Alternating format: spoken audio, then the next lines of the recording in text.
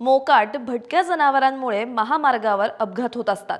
या अपघातांना ब्रेक लावण्यासाठी सर्वोच्च न्यायालयाने सुमोटो याचिकेत मोकाट जनावरांच्या बंदोबस्ताचे निर्देश दिलेत। या निर्देशांचं पालन जिल्हा रस्ता सुरक्षा समितीमार्फत केलं जाणार असून जिल्हा रस्ता सुरक्षा समितीमार्फत महामार्ग गस्ती पथकांची स्थापना होणार आहे। गस्ती पथकांमार्फत वारंवार पाहणी करून मोकाट भटक्या जनावरांचं स्थलांतर निवाऱ्यांमध्ये केलं जाणार आहे। संबंधित स्थानिक पोलीस ठाणे, पशुसंवर्धन अधिकारी आणि नगरपालिका पंचायत राज प्राधिकरणाच्या समन्वयाने 24 तास कार्यरत राहणार आहेत। जिल्हा रस्ता सुरक्षा समितीमार्फत विशेष मोहीम राबवून महामार्गावरील धोकादायक संवेदनशील भागांची निश्चिती करून सदर भागात आढळणारी मोकाट भटकी जनावरे निवाऱ्यांमध्ये स्थलांतरित केली जाणार आहेत। नगरपालिका प्राधिकरणे, रस्ते व परिवहन विभाग, सार्वजनिक बांधकाम विभाग तसंच भारतीय राष्ट्रीय राज्यमार्ग प्राधिकरण यांनी त्यांच्या अधिकार क्षेत्रात येणाऱ्या राज्य महामार्गावर, राष्ट्रीय महामार्गावर आणि राष्ट्रीय द्रुतगती महामार्गावर येणारी मोकाट भटकी जनावरं